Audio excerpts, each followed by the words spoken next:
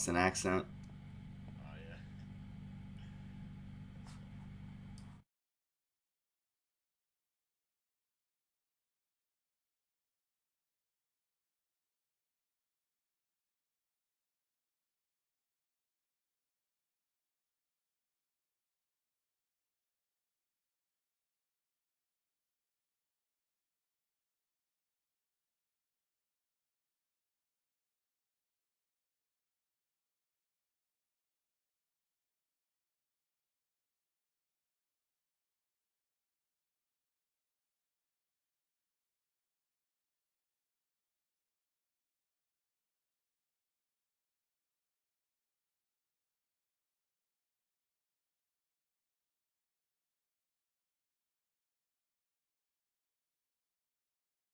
Shout out to the sponsors of the podcast, MonarchToken.io, the complete crypto solution. Monarch Wallet is now available for Android, iOS, and desktop devices today. Do you want to learn how to mine crypto? Well, all you have to do is visit cryptomining.tools for profitable crypto mining information today. The Divi Project. That is diviproject.org, your one-click solution for staking and masternodes. Earn cryptocurrency using social media platforms like SoMe.social, SOMEE.social, New Era Social Media. Get paid to write reviews, like reviews, comment on reviews. Visit bravocoin.com and get paid to review. Available for Android and iOS devices. bravocoin.com. Shout out to the sponsors of the podcast, MonarchToken.io, the complete crypto solution. Monarch Wallet is now available for Android, iOS, and desktop devices today. Do you want to learn how to mine crypto? Well, all you have to do is visit cryptomining.tools for profitable crypto mining information today. The Divi Project. That is diviproject.org, your one-click solution for staking and masternodes. Earn cryptocurrency using social media platforms like SoMe.social, SOMEE.social, New Era Social Media. Get paid to write reviews, like reviews, comment on reviews. Visit bravocoin.com and get paid to review. Available for Android and iOS devices. bravocoin.com. It's got fibers and other material. Hard to smoke. You know what I mean? Just I a don't little know. harsher. I like the harshness of the flower. I like that. Yeah. It's like, when people smoke a cigarette, they're like, it doesn't give me the same feeling when I hit the vape pen because they want that scratchy feel. Oh, Yeah. by the way, we are live. How goes it, everybody? Ken Bozak, everybody, here to talk about Bitcoin and Bitcoin accessories. And today I'm here with my bro Ray. How do you say your last name? Dogum? Dogum. Yep. Dogum. Yeah, yo, Dogum back in the day when I was in middle school used to be a thing we would say to each other when, and this is really fucking Bill Cosby level bullshit, but we would say Dogum, and a guy would just go up to a girl and kiss her, like straight up make out with her against her will. She had no clue it was coming, and we used to call it dogging, and we would just like, yo, Dogum, and like if a guy was walking next to a random girl, he would just kiss her. Well, as far as I know, I'm pretty sure that's not how I got my last name, but it's a good story. It's if, really if you grew up in our circle, you would have had a whole new backstory in your childhood of harassing innocent women at bus stops and on their way to school. all right. Thanks, Ken. I think this is a great intro. Yeah, well, you know what? Why don't you introduce yourself a little bit? Let us know Yeah. maybe like who you are outside of crypto, like what you were doing before this, and how that led you to your rabbit hole in Bitcoin and what you're doing now in the industry. Sure. So basically, my background actually is in engineering. I was a chemical engineer for a little bit, and then realized, and I didn't want to be in that space. I was working in the power plant industry. Oh, Thought it got, boring. wasn't really exciting for me, so I wanted to pursue a medical degree. So going that path, I ended up landing a job at MIT doing lab tech work. So I was doing stem cell research at MIT, thinking I'd go to med school. Realized at some point, you know, going to med school is not for me. I'm going to go to business school and try to make a more of an impact in the healthcare industry with a business degree. So I did that. I've known about the blockchain, Bitcoin space since like 2011, 2012. Talked to my brother about it. We were like thinking about investing, but then realized what a stupid thing this is. Why would anyone want Bitcoin? That Um, should be everyone's first conclusion when they hear about Bitcoin.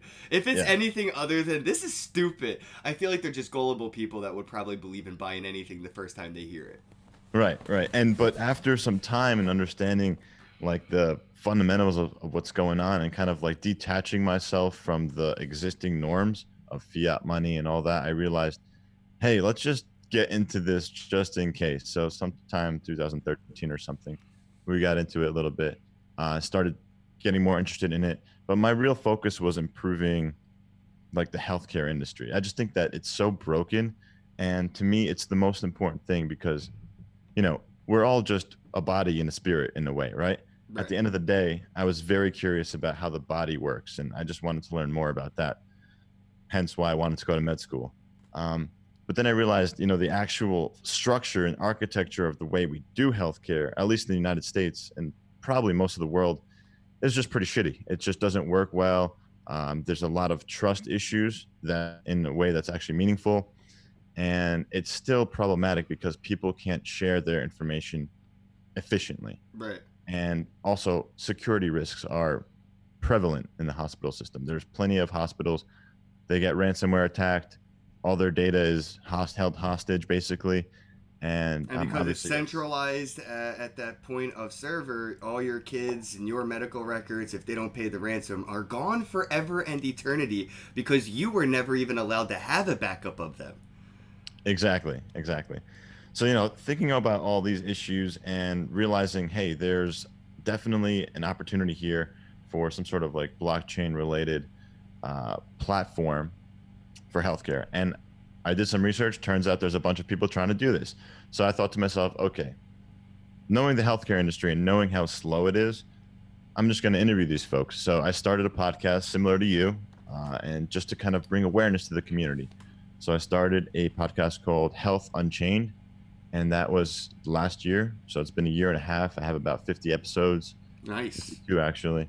Yeah, yeah. And I interview these CEOs who are actually using blockchain in the healthcare space. Well, let's get rid of that elephant in the room and, sort of put Yeah. people's minds at ease when you start to talk about like data and information being stored on a blockchain. First thing people are going to think about is the security risks involved. It's not all sunshine and rainbows.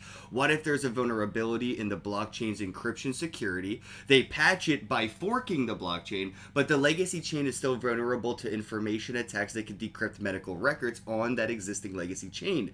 That's a serious issue for putting any legitimate data on a blockchain when people say, oh, it's encrypted, it's all safe. No, it's not. Encryption is always being brute force and being attacked until it isn't safe, and then you have to evolve, you have to upgrade, you have to fork, you have to do something to the chain to establish new security sectors. So what do we do when we see that vulnerability happen, or if we see a blockchain fork with medical records on it where you may not have any say in that legacy chain or that fork chain's data? That's a good point, Ken. So I think a lot of the people that are working on this try to avoid putting the actual data on the blockchain. They have an off-chain storage mechanism, and they use the blockchain basically to provide that permissioning system, so that people can, your doctor or maybe part of your healthcare team or your insurance company will have access to certain parts of your data, but only temporarily, let's say. So So the they kind data of will still be centralized the way that it is today. It's just the access in which you gain to that data will be changed to a key, like a multi-sig crypto private key login. Like instead of a username login, you'd be able to share a multi-sig key with your medical professionals. Right. And I think it's still kind of experimental. We don't really know how to do it optimally. I think people are trying different things, and that's the kind of cool part about this Right. When you whole said industry. momentarily, I'm like, well, what's stopping a dude from taking a screenshot? Like, now he has my medical records forever. It's Exactly, exactly. That's a really good point. Same with like Snapchat, for example. Oh, you think it'll just go away, but someone can take a picture of that picture and that'll be saved forever. So there's always like possible issues like that. But if you think about the paper record system, and that can actually be a more efficient way to do things if you think about it, because there's only one piece of paper or one X-ray with your film on it. You can't really take that data and send it to Russia or China without digitizing it. So in a way, paper records are almost the most secure, but obviously there's that goes no. back to paper money being the most private. Yeah, right, right, exactly. Um, But again, people are trying to experiment with ways of working through those issues. There is no ideal way right now. There's no perfect solution. Um, but it's just been kind of growing. A lot of people are working on this. Medical records seems not to be like the low hanging fruit here. A lot of the use cases in healthcare have to do with provider credentialing. So basically proving as a doctor, let's say, that you went to school here and you did your residency at this hospital, and then you have these certifications and you took these classes, and have these references. So proving that by allowing multiple parties to basically share their proof with the network, I think that's pretty powerful. People are working on that. I've interviewed about 4 companies doing that specifically. Um, Genetics, another issue here, or another use case, is having people basically do the same permissioning for their genome so that researchers, be it pharma companies or other types of researchers, academia, they can access part of your genetics and use that in order to figure out what drugs would be best for certain types of people. Well, I mean, I feel like that's how 23andMe monetize their services on the back end by saying, hey, we're gonna help you find out what region your DNA came from throughout history, but we're gonna then sell all that data to pharmaceutical companies so they can experiment on what drugs work best with what DNA. Yeah, exactly. And a lot of people are hard hitting on like 23andMe and all these centralized companies, albeit the thing is though, they did kind of lead the way for the genetics, consumer genetics space. So although, yeah, they're centralized, they, at least on their website, I have a 23andMe account. They say, would you like to have your data shared with third parties or other companies or researchers? Do they reward you for that if you opt in? They do not necessarily reward you, no. Boo. So that's a good question. Right. And there are companies that are starting to reward you for things like this. A couple that come to mind are EncryptGen, Nebula Genomics. These are blockchain companies, by the way. And so these companies are formulating kind of strategies to reward the user, the consumer, for sharing their data with tokens or with some sort of packages. I see Spencer in the chat. He said that he would like to have their CTO on to talk about medical healthcare and stuff like that. Yeah, dude, go ahead and schedule it. It's on my Twitter, and you should definitely get on Healthcare Unchained too. Get your CTO on his podcast, man. Ray got one. Yeah, man, reach out. It's ray@healthunchained.org. So feel free to shoot me an email. I'm on Twitter and LinkedIn as well. Yeah, appreciate that in the chat, Spencer. Thanks, man. Definitely. Company Let me see. Put any PHI. We will never put any PHI on the blockchain. Private blockchain. They're utilizing side chains. FHIR, HL7. I don't see the name of it, but I see a lot of cool words. He said we'll get in touch. All right, cool, man. Looking forward to it. So let's talk about like the benefits for the individuals, because like I feel like a lot of people think like the corporations, the hospitals, the medical record companies, they're the only ones to benefit from utilizing this technology in the industry, and I feel like there's like a really huge benefit and potential for the individuals as well. Like we were mentioning, getting rewarded for opting in to share your information, your medical records and stuff. What are some of the benefits that that aren't even available today, but could be because of basically tokenizing your medical records? Yeah, well, there's tons of benefits. I think one is just having the individual more interested in their own health inevitably helps them be more healthy, or at least understand their health better, so they can try if they wanted to. Not necessarily saying they have to, because it's your own body. People can do what they want, but having that data out there, and in the future, or as we're seeing now, a lot of artificial intelligence companies are coming out. So they're taking this data and trying to personalize or optimize what you should do for your own health. So having wearables data, Fitbit and all that is great, but in the future, there's going to be sensors in our clothing, all the activity that we people put that up there with hover car fever dreams, and it's not that far-fetched to think of wearable technology. But people think it's like, you're talking about hover cars when you mention wearable like t-shirts that have fitness track. It already exists. Under Armour does this right now, and it's expensive as shit. But celebrities in the fitness and sports industries already have like this futuristic wearable body armor that sends them text messages of their heart rates and shit. It's insane.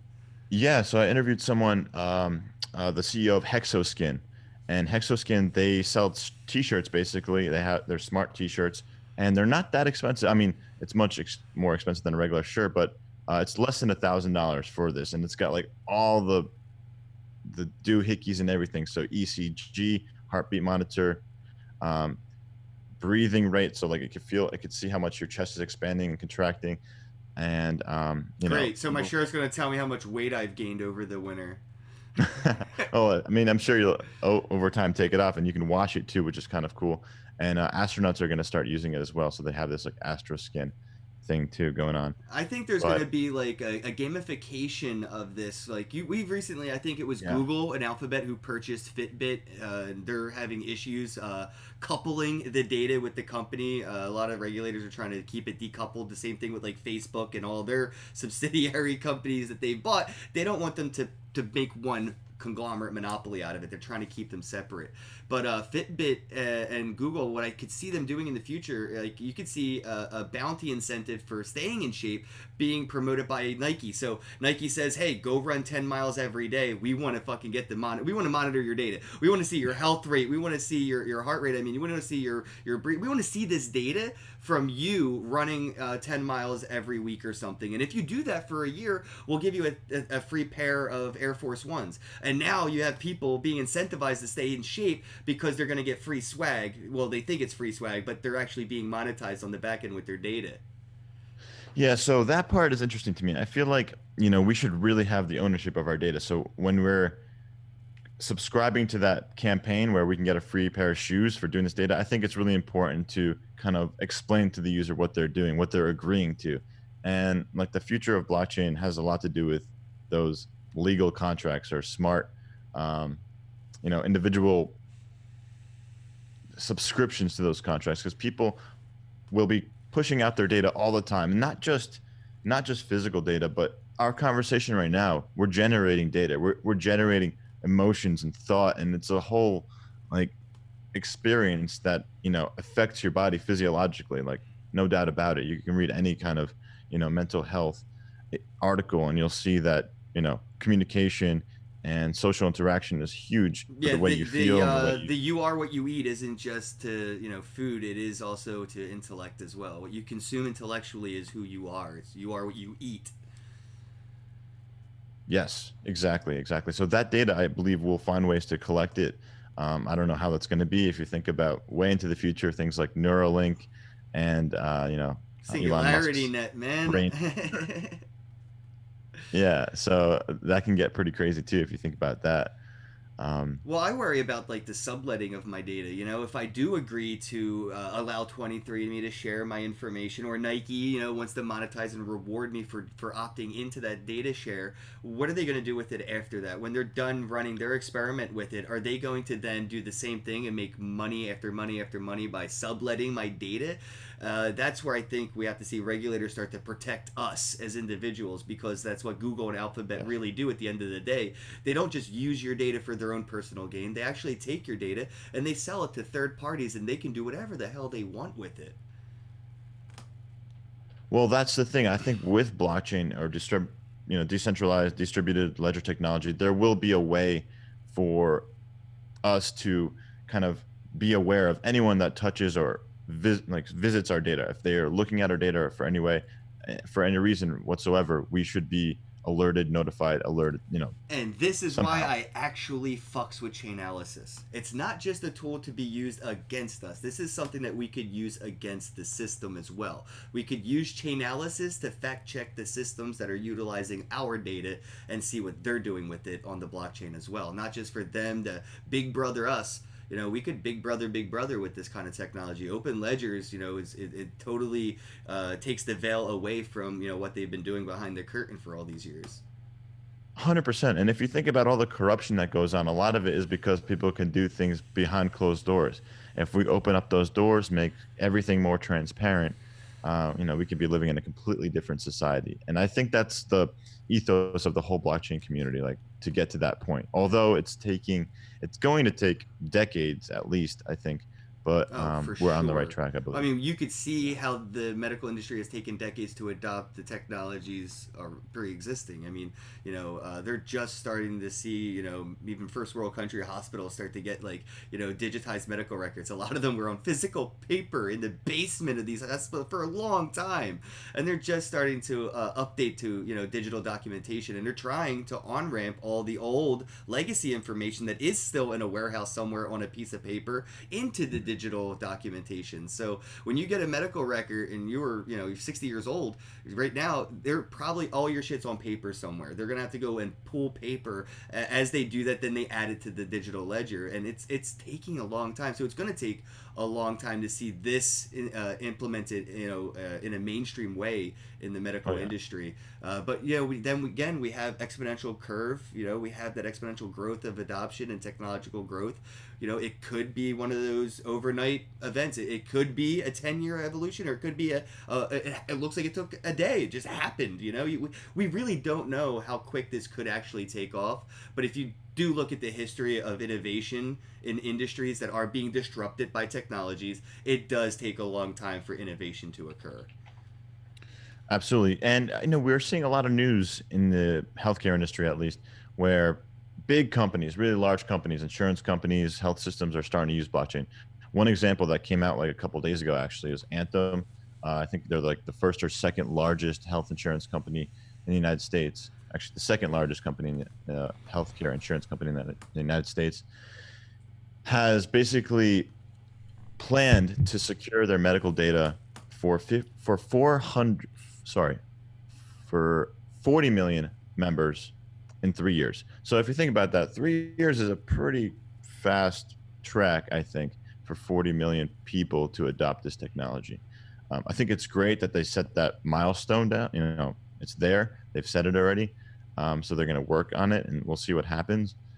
So I could see it going faster than expected, but I've seen, being a so I also have I work for a company called American Well. So aside from the podcast that I do have a full-time job too. I'm a project manager where I help hospitals basically implement telehealth technology. So basically what we're doing now, FaceTime or Zoom, Google Hangouts, all that stuff, but for doctors and patients. And then a platform associated with that to collect information and to make it easy to schedule appointments, follow-up care, things like that. Interesting. Right. And this company has been around for 12 years. I've been there for about 2 years, and there are still plenty of hospitals and health systems, that are still in the beginning phases of adopting just telehealth. And you would think telehealth would be so commonplace, but it's actually still in the works. Yeah, I mean, seriously though, how remedial does it feel to go back to the doctor for a checkup when you could have just fucking Skyped the motherfucker? Like, seriously though, Exactly. like in 2019, I gotta Yeah. physically go and wait and just to say hi, and that they don't even put a thingy in my mouth to see my esophagus anymore. They just look at me, they give me the thumbs up, and they get paid. And this leads me to the segue of the next conversation: is we're disrupting the industry, bro. It's not like it's broken for no reason. Mhm. This is making money. The way that it does work, which it doesn't, it works for the system that is already profiting from the way it works. So when you're implementing this technology, you're disrupting that market. So now the doctors, do they have the incentive to Skype call the patient, or would they make more money from the insurance companies if the patient has to physically be there? Now they're monetarily incentivized. They're looking at the dollar signs instead of the communal growth of society, moving forward. So like, we're disrupting the medical industry with this technology. Like I mentioned, like, do you see a lot of that like legacy system in place where things are so frictional because friction is money? A lot of red tape and all those rubber Right. stamps is money, money, money, money for somebody. So now we're gonna see a lot of lobbyists in the healthcare industry against this technology because they're gonna be disrupted. They're going to lose their jobs, like autonomizing McDonald's employees at the checkout. They don't want to see innovation because it's actually going to hurt the bottom line of the people profiting from the system at hand. So, what are some of the most disruptive and some of the biggest hurdles that this technology poses to the healthcare industry? Because when you're talking about this, you're talking about people losing money, really, at the end of the day. We're making the world a better place, but we are taking money out of the pockets of people by autonomizing and automating a lot of this with blockchain. Absolutely. And, to make it even more complex or complicated, is every state has their own set of regulations around telehealth too. So in the beginning of telehealth, no state would adopt it, and no state would permit doctors to use it the same way they do, if you had to go to a clinic. So it would be a separate thing. But now more states have adopted it in some ways, and they are regulating it, and people are okay with it. However, doctors need to be licensed in the state that the patient is actually in. So let's say I'm in, Massachusetts. I'm a doctor in Massachusetts, and there's somebody in California, and they want to see a specialist who's specialized for a certain thing in Massachusetts. They're not actually allowed to have a doctor visit with that person, because that Massachusetts doctor is not licensed in California. That feels unconstitutional. I have the right to pursue, happiness, freedom, and fuck yeah, dude, health. Like, come on, how's that even legal that they can say that you can't do? Like, I feel like the healthcare industry should have that loophole of, you know what I mean? Like, you can't say we can't help somebody. That's just that's inhumane. Well, I think originally it was to kind of protect the state from having doctors leave the state or practice in other states. But they would just double tax or triple tax. That's what happens to people with two jobs or live in one state and work in another state. They pay double tax. Well, you could get credentialed in multiple states, so I want to let the audience know. Okay. So you could, yeah. So, but it's an extra step. There's but wouldn't that incentivize more doctors now to do the same thing and be like a cross nation doctor instead of a centralized doctor to only New Jersey or Massachusetts? Exactly. It's just that you have to fill out applications for each state. So 50 states, that's a lot. And they're doctors. They do physical work like 2 hours out of every 24-hour day. Their whole life is paperwork. Well, that's something that, we're trying to change, right? Because we don't want doctors to just be doing paperwork all day. They have a lot of direct patient interaction that actually helps the patient. Yeah, but when we're talking about blockchain tech, there could be platforms. I think Civic is a pretty interesting platform where they could automate these forms, right? I want to be a doctor in this state. Boof, send my credentials and application over, and it's pretty autonomized to that point. And then you have your resume, which is basically on a ledger now that can be audited and proven to be legit. Yeah, exactly. So Civic is one identity kind of blockchain company, and also Sovereign is another one. So there are companies in the healthcare space that use Sovereign specifically for provider credentialing. One is Actual. I don't know if you have heard of Actual. I just recently interviewed their CEO, Charlie Lougheed, episode 52, and they're using Sovereign for that purpose. I'll have to check out your podcast because I do find healthcare on the blockchain, like the whole concept, really interesting. When we say unbank yourself or be your own bank, it's really do everything yourself. DIY life, man, and be your own medical record.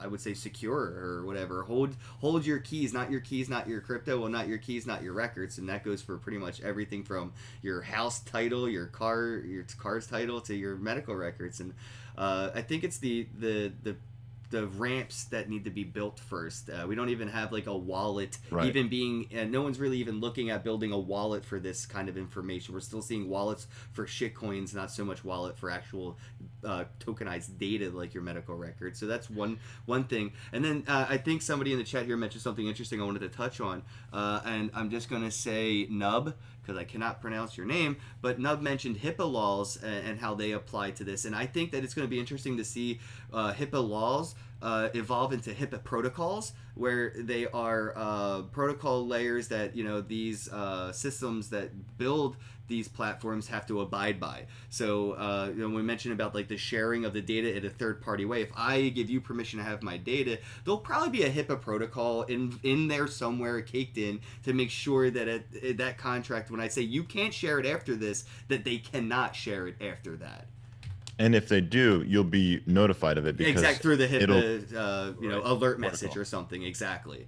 Yeah, and that'll like fix a lot of the problems that we have to deal with now. Like there's a lot of, HIPAA auditing, so a lot of Dude, just companies because HIPAA exists doesn't mean the hospitals follow that shit, bro. Like, straight right. up. It does not mean that they're not out there doing malicious things, or, people that work at the hospital just copy paste your medical records and do whatever they want with it on the deep web.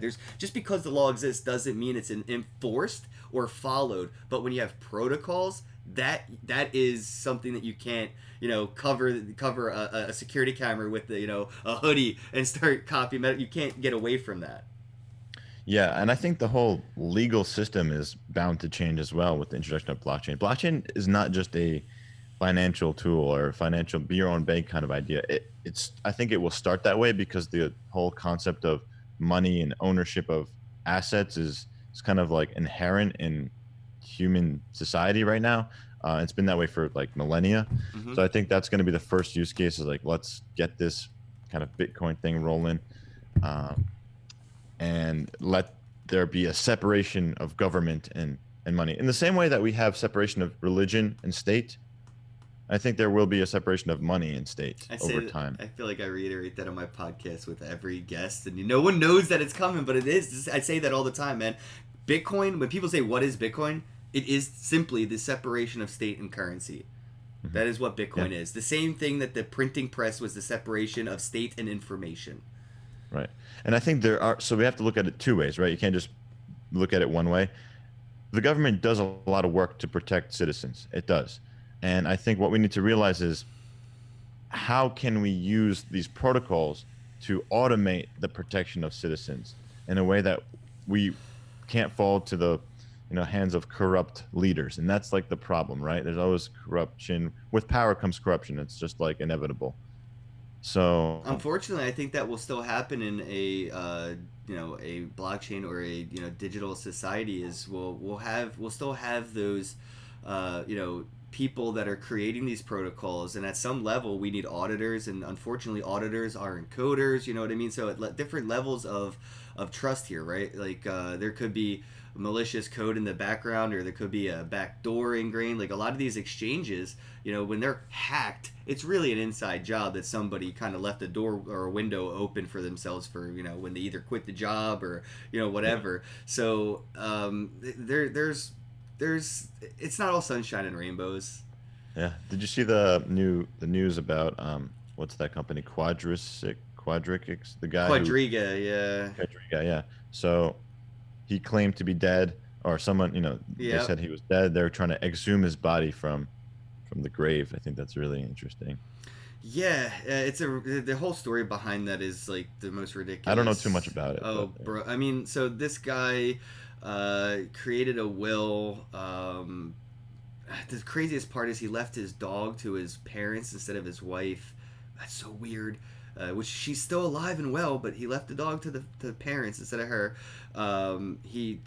He went to another country, and that's where he had his death certificate released, and there was typos and a lot of things following it, and yeah, and now the wife who's left kind of with the situation, she's trying her best to pay everybody back that was affected by the exit that her husband did, and it's starting to look more and more like a scam and an exit than this guy actually passing away. But the medical story that he has, I think, was like Crohn's disease or something along that line. Is like you feel like an asshole if you're like, oh, he didn't really die. So it's like that's why you don't see too many people talking about like the potential that he's out there somewhere in the Cayman Islands or something, but like that is more likely than not in that sense. And that was a pretty legit exchange. People felt pretty safe in Canada using it, and I think people don't realize that Coinbase is no better here in the U.S. or reputable than any other exchange like Mt. Gox or whatever. Like all these exchanges are severely vulnerable, and Yeah. no matter what level of credibility or like reputation they might have, that does not mean that they're, bulletproof. And, banks, people think, banks are say, look what Wells Fargo did to their customers. Oh yeah. So I don't use exchanges. I do peer to peer when I have to sell or buy, and that's kind of Not like my philosophy is like we talked about getting rid of middle. When I got into Bitcoin, the whole reason that got me here was like, oh, there's no middlemen and all this stuff, and you start to realize like everything that people started to talk about Bitcoin back in 2000, like fucking 10 and 14 or whatever, when I started to hear about it was all lies, bro. Like, oh, it's censorship resistant. Okay, no, it's not. Because if I send a wallet, the Bitcoin I got from Silk Road, the wallet says that it's Silk Road Bitcoin, and now I'm in trouble. It's centralized because Coinbase, decentralizes, and then there's no middleman. Well, every single exchange is a middleman. I don't know what you mean when you say there's no middleman. Yeah, I agree. What do you think about like Monero and privacy coins in that case? Biasness. I do have my Monero tattoo right here, my Nice. Dash tattoo right there. I will say, I think privacy coins are important. I don't see them have that mainstream use case as Bitcoin or whatever, but I do see the reason for having a private transaction, maybe at a more of a corporate level than individual level. Like when you look at Dash, majority of the transactions, huge majority of the transactions are not private send. They're like 90 something percent regular transactions that aren't opting into the privacy option that Dash offers, and that's because people don't really have that need. But corporations do, businesses do have a need for private transactions, and it's not so much to worry about money laundering or getting away with whatever. It's so other corporations and businesses can't follow the money. Right. Apple and Samsung, they don't watch each other; they watch each other's money. They see if Apple buys a shit ton of these chips from Nvidia, Samsung has a good idea what they're going to do with those chips. They see that, so they want to try to make these purchases and business moves a little bit more private in that sense.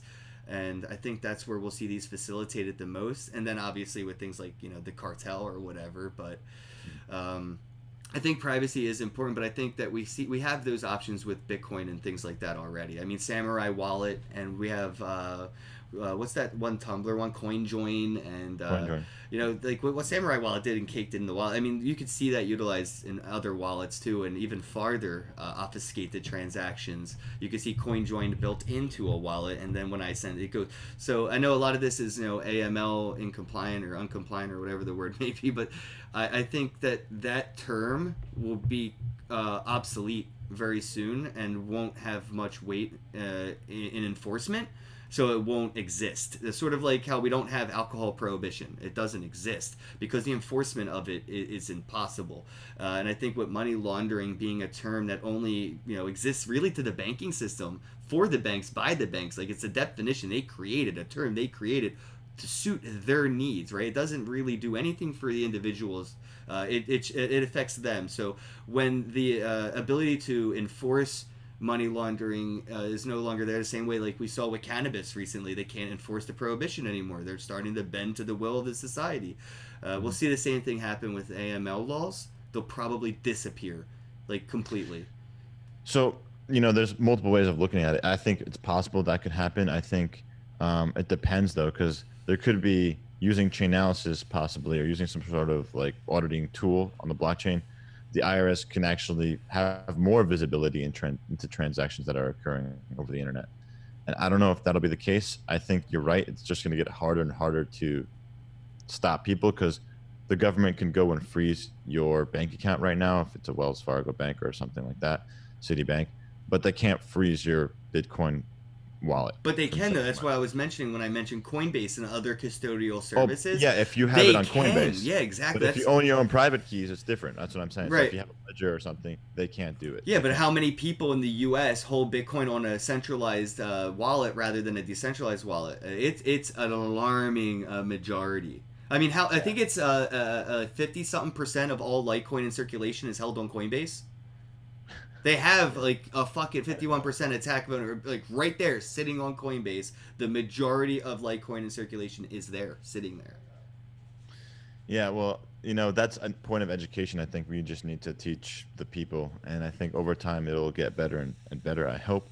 I believe if you don't own your keys, you don't own the money. Well, I think that's Sure. what we're seeing happening right now in America is they're centralizing Bitcoin with these centralized wallets, centralized exchanges and services, enforcing KYC on the platforms that otherwise wouldn't, like local Bitcoins and Shapeshift and things like that.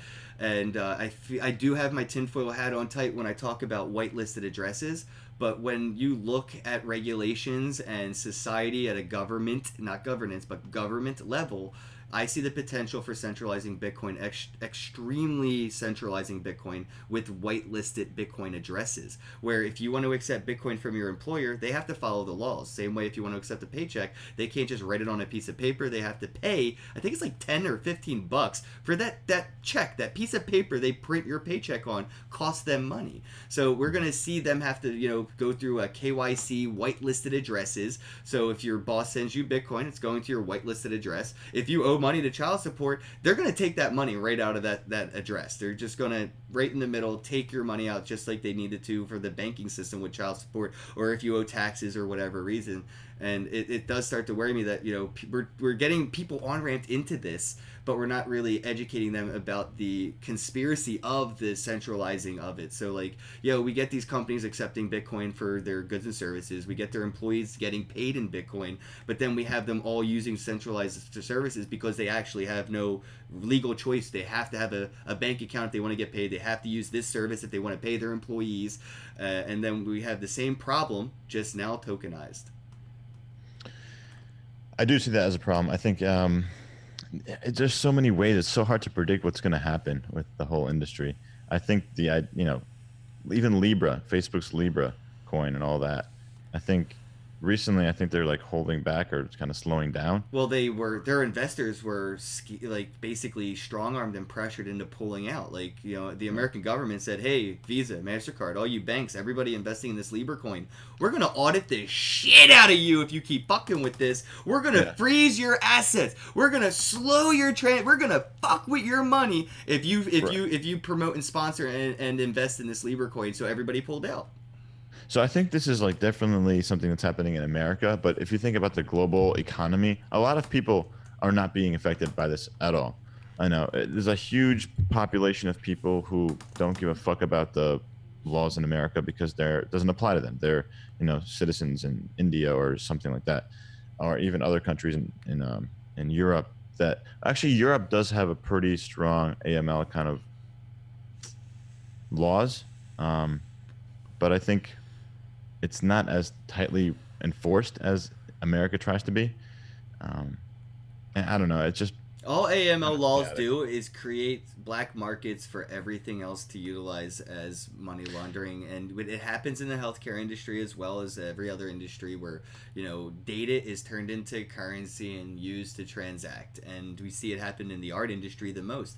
If money laundering wasn't a term that existed, the art industry would fucking suffer drastically because all the money that goes in there is for money laundering.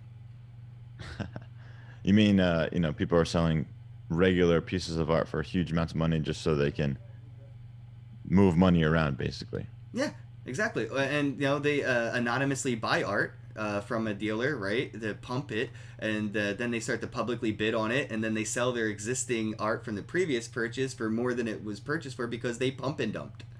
And let's look at the root cause here. So avoiding AML. So people are trying to avoid paying taxes. That's basically the idea here, right? And what is the purpose of taxes in the first place for a government? I mean, taxes was not as prevalent as it is now. I mean, back like centuries ago, it wasn't as prevalent. There was less taxes, especially for income taxes. Is there taxation in the healthcare industry? Like the hospitals and medical industry have their own like type of taxation and stuff? I've actually never really thought about that when I went to the hospital. But do they pay taxes on like the So shit? for-profit companies, for-profit hospitals pay taxes. It's non-for-profit hospitals pay a different set of taxes. It's probably less, or I'm not exactly sure how they're set up. It's just interesting now because when we're monetizing that data, if I can profit from my medical records, do I have to pay tax on that? Well, that's the big issue. I think part of the challenges for adoption overall is people are just not sure what they're going to do with their tax, at year-end tax. Like, how do they manage that? What's their accounting going to look like? It changes the whole playing field. So I think just because we're not sure, and a lot of companies, a lot of companies don't want to put themselves at risk. They don't want to like get cryptocurrencies or sell tokens because it's going to put them at risk. Yeah. SEC will come cracking down. So all these barriers for adoption are largely due to accounting Yeah, but they're principles. all boogeymen, right? Like all the things that are holding these industries back from innovating is the boogeyman, the regulation boogeyman. These regulations don't even exist. They're worried about the potential creation of Right. regulations that will stifle the innovation. So the money and effort that they spent innovating will be for nothing, because by the time they're done innovating, Exactly. before it's implemented, there'll be regulations that prevent it. That's Yeah, and what's it's an holding it unfortunate back. truth. It's a Yeah. boogeyman, bro. Yeah. I mean, but it's effective. It's an effective boogeyman, unfortunately. I feel like if we can find a way to change how we fund the government, I feel like we need to find a way to fund the government in a different way, not through income tax, for example, or through corporate taxes. We need to find a way to, you know, what do the taxes go for? What, picking up our garbage or helping pay for Social Security and all that stuff? Fair, okay. Funding wars, protecting the citizens from So, what do national you security. think of the concept of replacing taxation with bounty programs? Like how we have bounties in the tech industry, I feel like we could implement that into the physical world very similarly, where a community wants a mayor. So they put up a bounty and people submit their proposals to be the mayor, much like running for office. Or we have the street on the trash on the street and we want it cleaned up, so the people that live around the neighborhood, they put up a couple bucks in a bounty, and somebody who may not have a job goes out and cleans it up. I think it'll make for a more competitive environment for sure, and I think it would make the cost of all these activities lower. I don't know how it'll impact our society long term. It could be for the better. I think. When you go back to the barter economy, that's basically how it was. It was Mhm. it was a bounty taxation economy when we had bartering. You know, people would have sheeps or other goods, or other people had services where they would go in and they would make sure your sheep weren't attacked by wolves at night when you slept. So you know, I babysit your sheep at night while you sleep, and you pay me in sweaters at the end of the season when you get the wool. Like that was the barter bounty economy. People don't mention the bounty part, but it was there in the barter economy. Yeah, and jumping back to healthcare, there are companies, I think I interviewed a couple of them, that are sort of creating these, let's say for second opinion. Let's say you have a disease, but you want to have a second opinion from a different doctor. You can put your set of data, your X-rays or whatever you need to show the doctor, or your chest scans or cancer, tumor, genetics, put that information, and then doctors can scroll through it, can find different cases, select a case they want to work with, and offer, hey, I think I have a solution for you, or I have a opinion for you that I want to share. And, they can get paid for that. So the consumer will say, okay, I think this doctor's good. I'm going to let him help me out here. So it'll reveal all the data, and then sort of like a bounty system for doctors. Yeah, no, we could talk about the not so great part of the bounty system, right? Like we have a lot of doctors that are going to do this and not get the bounty, right? There are going to be a lot of people out there trying to get the same jobs and try to do a lot of work and research to compete by applying for the bounty, and at the end of the day they may not get paid to do it. And we could see a monopoly occur, Yeah. where a lot of these whales could get a lot of the gigs, and we have another issue in the barter economy with that, or the reward and bounty economy with that. And there could be bad actors involved where they try to take advantage of people, things to that effect, fake resumes, whatever. But yeah, I Yeah. mean that could be And an the issue. quality, the Yeah, quality of you have the, you the have a clinical quantity quality. instead of quality. Yeah. Yeah, so the actual clinical quality is super important, and if you have these bounty systems, that could also suffer potentially. But I do think so. You know how we have for Uber and Airbnb these reputation systems where you kind of end up trusting people because they've built a reputation over time. Yeah, I see With my driver had 50,000 rides and he's got a 5-star review. I'm like, all right, cool, we Gucci. Exactly, exactly. I think the same thing could work for doctors, or for health technicians even. So over time, and even for machines, I know that we're talking about people and individuals. That's great, but there's also robots that are going to come into play here, especially in healthcare. As our population ages, it's going to become even more important that we're able to take care of these older people. And there's just more and more older people. We're just living longer, and the quality of life could suffer if we don't kind of find a way to address those issues in the elderly population. We're seeing it happen in China, where they have Yep. the teetering age population outweighing. They have more adult diapers being sold than infant diapers. And That's an that's interesting social security. Comes to an issue where we have that quality of life and sustainability. Where is it within our best interest to want to live longer? Is it sustainable for all of us to keep living longer? And can we see a quality that is worth living longer to enjoy? If you could live to be 200, that's great. But are you going to be inconvenienced, or is it going to be a burden? These are things that we have to start to really dive into when we start to look at, we used to only live to be, 40 years old because of natural, deaths of, mammoth stompings and shit. Like, we don't have to worry about that anymore. I mean, dude, like, I think they just had a cure for, like, something crazy. I can't remember what it was. It wasn't, why can't I remember it? I mean, how long Ah, ago? it Very was very recent. recent. Yeah, it was like Oh, smallpox or something else. Like, I don't know. It was something up there. It was like a crazy cure, and I was just like, whoa, like, like we're getting there. we're gonna, and I think that it was Casper Labs or something that just announced that like they could basically solve every genetic disease like with a Oh, click like of a CRISPR. CRISPR. Yeah, they could just solve every genetic disease with a click of a button. Do we want that? Well, I mean, the that's a good question. Do we What's the want to live long forever? term side effects of that? Like, what are the unnatural things that will take place? Because nature always finds a way, bro, and death is natural.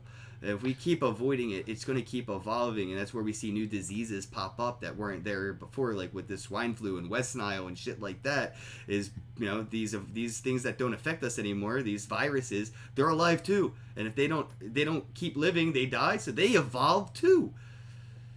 Yeah, you're right. And you know, we need to kind of keep that in mind. We can't just try to continue to push our lifespan continuously. We need to really have a conversation with ourselves as a society, like, because not just physically, but what about all our data? What if we can kind of take our brains and put it into a machine, and then like have that be external, an external Ken or an external Ray, where you can interact with Ken or Ray, but it's not really them. It's just like an AI of them. Have you seen And the I think, episode of Black Mirror that's based around that? yeah, I think Where so. the girl is inside like what looks like an Alexa or a OK Google type thing, like a Uh-huh. Siri home. Basically, they copied her personality and put it into this little you know Alexa, and I saw that and I'm still like, yeah, I would do that to me. I don't even care. I would totally put me into an Alexa so I could utilize me as my own digital assistant, for sure. But There's also that movie, similar, Transcendence. It's with Johnny yes. Depp. It's like the same kind of concept. Good movie, I thought.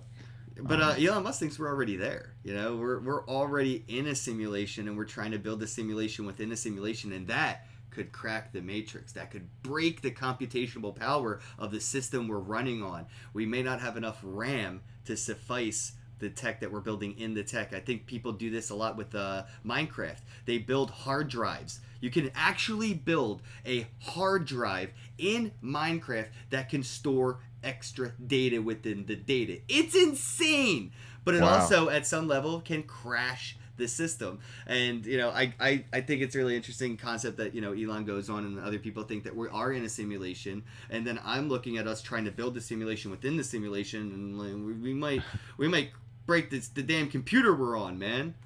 Yeah.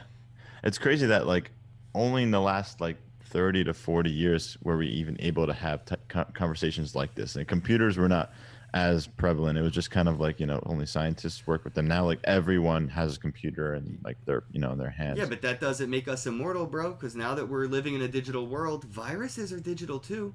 We Yeah, could we that's could true. get sick in our digital worlds like we are right now. If this is a simulation, we have what is the version of viruses when we get the flu. We'll need a digital healthcare system to help kind of remedy that as well. Firewalls, bro. Yeah. Yeah, right. It's true. It's like um, yeah. Somebody said on Terrence Freeman, Black Mirror. Yeah, it's on Netflix. You should definitely watch that episode. It's really interesting.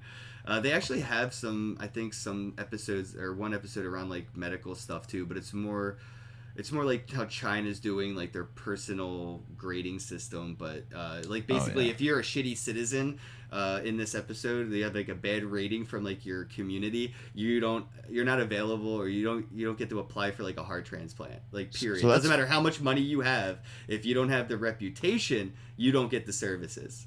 so that concept to me is kind of dangerous because a lot of, you know, social norms that we put against people is based on the current understanding of our universe, right? Exactly, So bro. what if, because like, 200 years ago it was perfectly okay to have brain surgery by using a hammer and having the person drink some whiskey and they're ready for brain surgery. That was okay, right? Let's just say, but that's not okay now. The same way right now it's totally okay to give your kids Adderall, for example, on like a daily basis, like 20 milligrams of Adderall.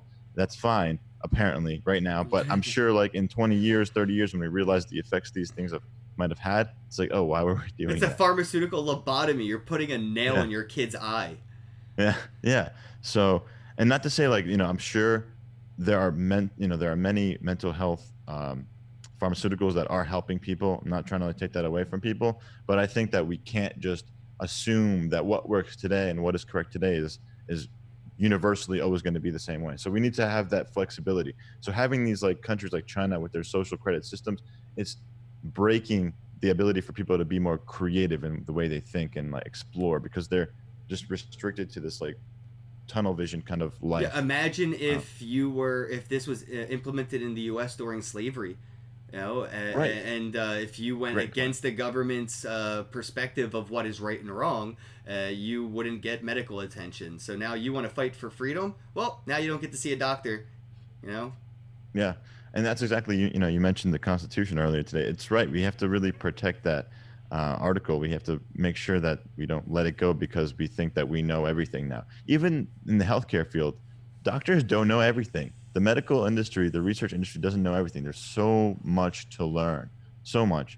So, it's pretty naive to think that we can just use our existing data and say, oh, we can model everything.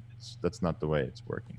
well, how do you think we could utilize this tech in the future to solve issues what we see today exists with like proprietary technologies and how pharmaceuticals are created? It takes a lot of resource to create a drug that does provide a resource to the society, but then it's sort of monopolized. They have the only insulin, or this is why we see insulin go up in price over time, is because of all these patents and proprietary technologies and licensings. And I mean, I'm allergic to bees, like straight up, bro, allergic to bumblebees. The EpiPen scam affected me directly. Mm. Like I don't even have an EpiPen anymore. I refuse to actually fuck that dude. Fuck the EpiPen. I'm looking at getting the epinephrine in a syringe, and I'll just carry that wherever I go because I'm not spending $700 on It's a ridiculous. syringe. That used to cost me only like 35 to $60 at the most, without even insurance. And so how do we see this technology disrupt that in a way that everybody can kind of benefit, and it doesn't hurt each end so much that it disincentivizes? Because when we're disrupting, we don't want people to be disincentivized from creating drugs, but we also don't want them to monopolize on it and take advantage of us when we need them. Yeah, and that's a tough question. I'm not really sure how it's going to be managed. I know that, with blockchain, at least people are able to kind of build models where the real world evidence. So Uh-oh, we lost you, Ray. Ray, come back. Oh, I'm sorry about that, everybody. Oh, there he is. okay, still there? Yep. Okay. So yeah, so you're asking about how can blockchain potentially help make creating new drugs more efficient and not having monopolies, not having pharma companies build these monopolies around Exactly. life-saving drugs. It's hard. I think the patent system is an interesting idea. I think, you know, we can have open source biology, open source pharmaceuticals, so that anyone can kind of go and print out in a way their own drugs catered to who they are. It's I think happening that already. You can buy those 3D printers if you're rich enough. Yeah, well, right. That's another issue, right? Equality and Equality equity. of health, man. Are we Right. all guaranteed an equal opportunity when it comes to health? And when I think that's an interesting concept that when people talk about free healthcare for all, at what level of healthcare Yeah. is everybody entitled to for free? Do we get a Right. brain surgery for free? Do I get heart surgery for free? Do I get my breast implants for free? Where Right. is the freeness level actually at, and the equality level? Where do we establish that? And I think that's really important because a lot of people are very one-sided. They either want healthcare for all, Medicare for all, or it's like, no, we only want private insurance. You got to there's got to be some more dialogue behind it. It can't just be like, a black and white kind of decision here. And you're right. I think over time we'll probably be able to more effectively and efficiently, cost effectively, uh, give more healthcare to people because we'll figure out more efficient ways of doing it. So right now, maybe you won't get a surgery that's if you're like 80 years old and you're really, really sick, and there's a surgery that's $200,000, and you're not even expected to live more than 6 months after, who makes that decision? Is it going to be who pays for it too? So these questions are really tough. I think that Um, goes to the bounties and the barter economy again. We'll probably this is kind of what I had in mind when I brought it up, but like we'll probably see the like say the creation for a drug probably funded by a bounty of people who have an issue. So the people who have diabetes want to see a cure or want to see an insulin, they put up a bounty from that community, and whoever can claim the bounty, by proving that they've come up with the cure or the actual treatment or drug, they get the bounty. But in order to apply for the bounty, it has to be an open source drug at the end of the day. So that's your payment, is the bounty and the reward for contributing to the economy. And then that's where it ends. You get like that Nobel Prize type of vibe, but there's no perpetual income from the creation of this. And I think that is maybe where I think we could see more sustainability come into that market. Yeah, and I think how you develop that community in the first place is going to be really important. What's the governance of that community? Because right now we have these huge pharma companies, and they have many teams specifically dedicated just to clinical trials and making sure they're following the standards of care during clinical trials and following all the regulations. And it's a multi-year process. Most drugs take over $1 billion to get into market, like from beginning to end. Yeah, but a lot And of it's fucking and marketing though, bro. So let's open source that yeah, ledger and see where all that money really goes. right, right. So that's a Lobbying. It's good a point. lot of lobbying, bro. When a new drug comes into play, they're not going to the doctors or hospitals. They're going to fucking local politicians first. Fair. Yeah. So I do think there's a lot of money spent from these pharma companies directly to marketing. We can reduce that by having the people themselves say, "Hey, I have this disease. I want to use it. Hey, this is my doctor. Let's connect that way." I think there are models like that that could Yep, be and they could open source the tests and the trials and the treatments and all those studies, and then the consensus can decide if the side effects are better or worse than the treatment can offer. Because a lot of the drugs we see, and this is pretty much every one of them, they're actually incentivized to cause side effects because they have a cure for the side effect under the same umbrella. So when you go to the doctor for you can't sleep, well, they're going to give you a drug to help you sleep, but now you're groggy when you wake up, so they're going to give you a pill when you wake up. well, especially in the mental health, behavioral health area. I think that that whole medical side of things is still very, very just bad. I don't think we do it right. I think it's dangerous how we Mm-hmm. handle mental health illness today. It's I think there should be more emphasis on social interaction, communication, building communities, building friend networks and things like that. I think that's very effective in helping people deal with their anxiety, depression, all these things. Um, I'm not saying there's no space for pharmaceuticals, like actual drugs. Some people, extreme cases, do need to you know, use drugs to make them feel just okay for day to day life. And that's fine. I just think that we need to do more research into this and we can't just continue on this trend of drugging people if they for everything. Right. Somebody in the chat, Freeman said, wonders if universal healthcare may cost us more. Do you think? Actually, with I think with the universal basic income, kind of that, you know, around the same lengths as the amount of money that the government spends to subsidize a lot of it with like the welfare and insurance and everything.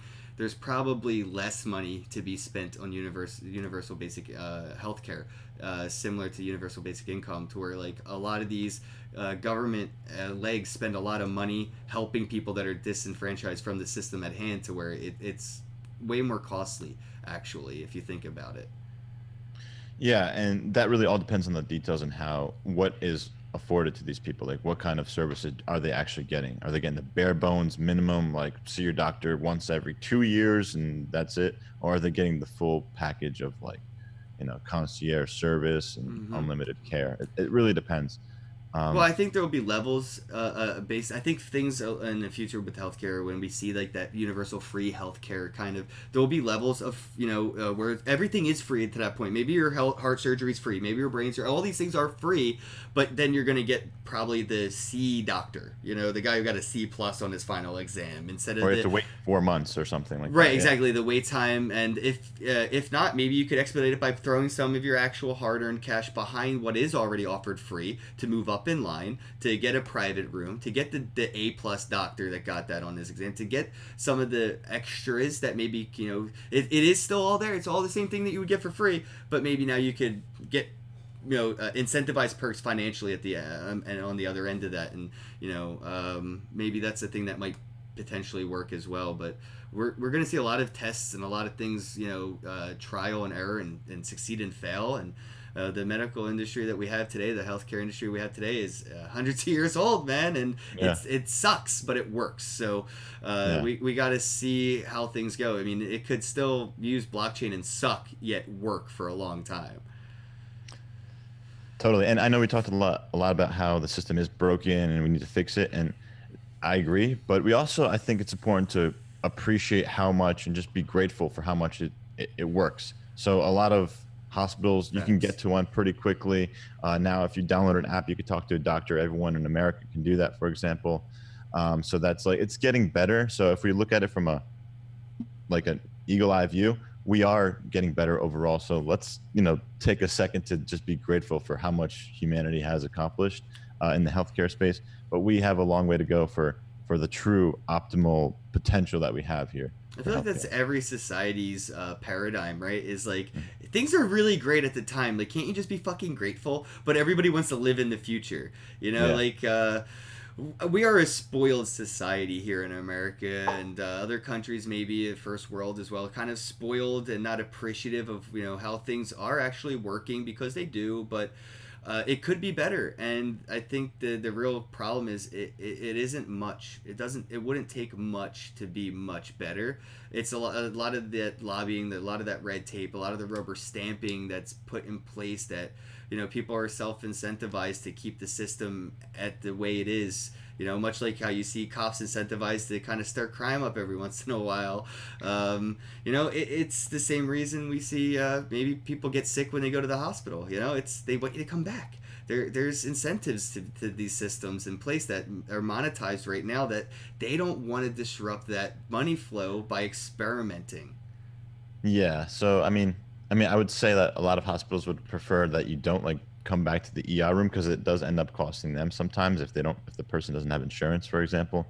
But yeah, there are plenty of corrupt systems in place, and that are not looking out for the patient, but they are looking out for, you know, the bottom line, really. So, Yeah, but I'm one of those I people gotta say that, though, that I do work with believe a hospitals are against me. I'm like, I don't think that's real. That's a personal like conspiracy that I have to live with. But I won't go to a hospital unless I'm fucking dying. Like, I hate going to a hospital because I have such a phobia of them trying to like fuck with me and get me to come back. there was this one um scary movie I watched recently. I think it was on Netflix, about some guy who and his family went to the hospital and they basically kind of I saw like that, but I kidnapped haven't them or seen the movie. I something. saw the trailer, but I haven't seen the movie yet. Basically, but yeah, it It was kind looks. of bizarre. I It's don't know, definitely like my nightmare. So I haven't watched it yet, but I did see it. I saw that it like a was on Netflix. psychological thriller kind of thing. Yeah, Um, but yeah, I don't mean, know if I like, would recommend it, but it was interesting. yeah, I mean, like, to kind of wrap things up. Yeah, we're wrecked Oh in yeah. the chat. Yeah, so I guess to wrap things up, anything you wanted to make sure we covered, topics or anything that we didn't get to touch on? Yeah, no, I just want your audience to know that, the healthcare industry is growing for the blockchain, with the use of blockchain. There are many companies, startups that are starting to do this. Check out my podcast, Health Unchained. I'm on all the standard podcast platforms, Stitcher, Spotify, Apple, Google. And if you're interested and if you are a company in the healthcare space and you want to talk to me, feel free to reach out. I'm on LinkedIn and my email is ray@healthunchained.org. So Ken, thank you so much, man. I really appreciate it. It's been a while. I've been trying to get on your show, and I want to say thank you for all the work that you're doing and everything that you're helping the community with here. So appreciate it. I appreciate the conversation, man. I definitely learned a lot, and I feel like my audience had a lot to gain from this. So thank you for coming on, and maybe we could do this again someday, man. You got the link. I'd love to have you on again, and definitely if you guys are listening, go check out healthunchained.org. Check out the podcast. Let me know what you think in the comments below. This conversation is now in your hands, and as always, Ray Dogum, have a day. Thank you. You too. All right. Shout out to the sponsors of the podcast, monarchtoken.io, the complete crypto solution. Monarch Wallet is now available for Android, iOS, and desktop devices today. Do you want to learn how to mine crypto? Well, all you have to do is visit cryptomining.tools for profitable crypto mining information today. The Divi Project, that is diviproject.org, your one-click solution for staking and masternodes. Earn cryptocurrency using social media platforms like Somee.social, SOMEE.social, New Era Social Media. Get paid to write reviews, like reviews, comment on reviews. Visit bravocoin.com and get paid to review, available for Android and iOS devices, bravocoin.com. Shout out to the sponsors of the podcast, monarchtoken.io, the complete crypto solution. Monarch Wallet is now available for Android, iOS, and desktop devices today. Do you want to learn how to mine crypto? Well, all you have to do is visit cryptomining.tools for profitable crypto mining information today. The Divi Project, that is diviproject.org, your one-click solution for staking and masternodes. Earn cryptocurrency using social media platforms like Somee.social, SOMEE.social, New Era Social Media. Get paid to write reviews, like reviews, comment on reviews. Visit bravocoin.com and get paid to review, available for Android and iOS devices, bravocoin.com. Shout out to the sponsors of the podcast, monarchtoken.io, the complete crypto solution. Monarch Wallet is now available for Android.